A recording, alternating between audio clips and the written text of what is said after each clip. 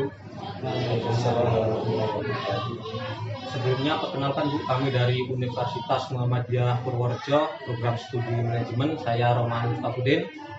Saya Prisnadela. Saya Hailatul Fajriyati Utami. Saya Budi Kadiari. Saya Haidar Ahmad.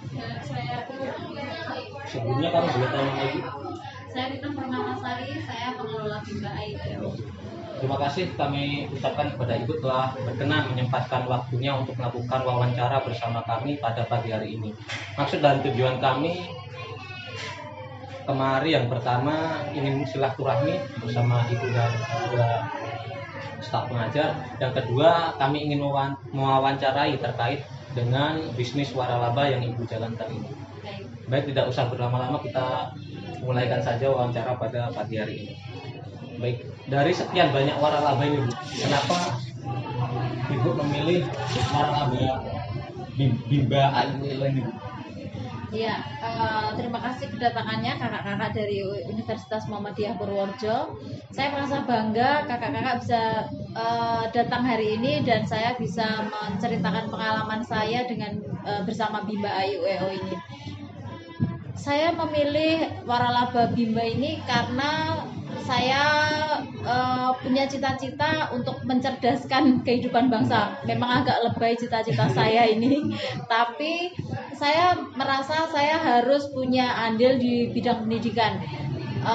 Kemudian untuk bisnis pendidikan sendiri itu kan tidak akan pernah habis, karena anak-anak itu tidak akan pernah tidak akan habis kan masanya. Ketika nanti ada yang sudah besar pasti ada yang kecil lagi, ketika ada yang sudah besar ada yang kecil lagi. Nah seperti itu, makanya saya merasa bahwa bisnis Bimba IUEO ini akan long lasting gitu. Berapa total investasi awal untuk mendirikan waralaba Bimba IUEO? Untuk investasi awal termasuk biaya kontrakan dan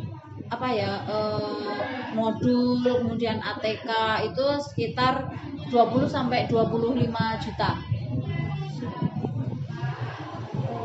Lalu apa saja sih Pak bisa didapatkan dengan nominal segitu? 25 juta itu fasilitas apa saja yang didapat Ibu? Oh iya, kalau 25 juta itu kan terpisah ya antara yang saya dapatkan dari Bimba dan yang harus saya penuhi sendiri.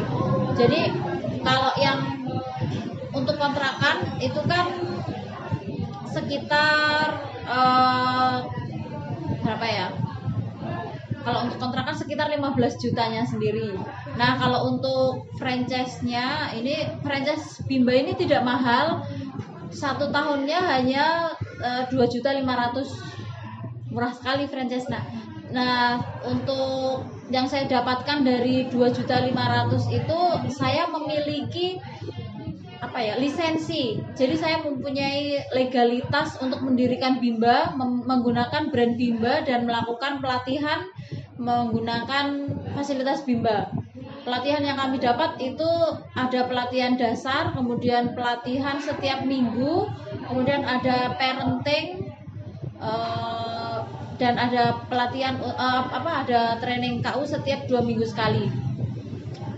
Selain itu untuk lisensi itu saya bisa memiliki wilayah satu desa yang tertera di lisensi saya, seperti itu. Strategi-strategi apa yang Ibu terapkan dalam Bimba IUEO ini guna mencapai pencapaian yang maksimal? Biasanya kami menggunakan sistem humas. Jadi humas itu adalah ketika ada wali murid yang sudah yakin anaknya memiliki progres bagus di Bimba, nanti akan mengajak temannya. Nah dengan mengajak temannya itu kami memiliki tanda terima kasih berupa potongan SPP sebesar 50.000 per satu anaknya gitu. Kemudian yang biasanya kami lakukan adalah nge-share video-video pembelajaran kami, terus hasil belajar anak-anak itu di media-media sosial. Apa kesulitan yang Ibu alami dalam menjalankan bisnis Bimba ini? Kesulitannya selama ini apa ya? Ya hanya paradigma masyarakatnya yang menganggap bahwa Bimba ini adalah tempat les baca, padahal sebenarnya bukan. Kami ini tempat untuk menumbuhkan minat baca dan belajar untuk anak-anak, untuk membentuk karakter minat belajar anak-anak ini. Jadi kami bukan les baca, tapi paradigma masyarakat Purworejo ini masih menganggap Bimba ini adalah tempat les baca. Nah, yang sedang kami giatkan sekarang adalah menghapus paradigma masyarakat Purworejo tentang les baca, memandang Bimba ini les baca. Itu yang sedang kami giatkan, itu melalui media-media sosial seperti Facebook, Instagram gitu. Lalu kan di sini juga ada karyawan.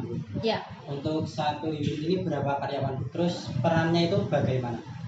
Kalau untuk satu unit, untuk di unit sini itu ada 3 karyawan, 1 kepala unit dan 2 motivator.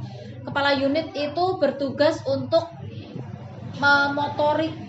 memotorisasi unit. Jadi kepala unit ini adalah seseorang yang mengatur unit, bagaimana cara mengembangkannya, mengontrol apakah permainan kelas itu menyenangkan atau tidak, terus marketing seperti itu. Kemudian kalau motivator itu adalah biasanya kita sebut dengan mentor atau guru yang biasa kita pahami seperti itu. Jadi tugasnya motivator adalah meningkatkan minat baca anak-anak, menumbuhkan minat baca, meningkatkan minat baca, membimbing anak-anak, membimbakan anak-anak seperti itu. Kalau rekrutmen karyawan Bimba itu prosedurnya adalah kita merekrut sendiri dengan syarat-syarat yang kita inginkan. Ada syarat-syarat umum yang harus kita penuhi, misalnya seperti gender itu harus wanita untuk mengajar, untuk di unit itu harus wanita. Kemudian usia minimal itu 18 tahun, usia maksimalnya kalau untuk unit yang saya kelola itu 25 tahun untuk usia maksimal ketika saya menerima karyawan itu. Gitu. Terus kemudian prosesnya nanti harus mengikuti tes psikotes terlebih dahulu.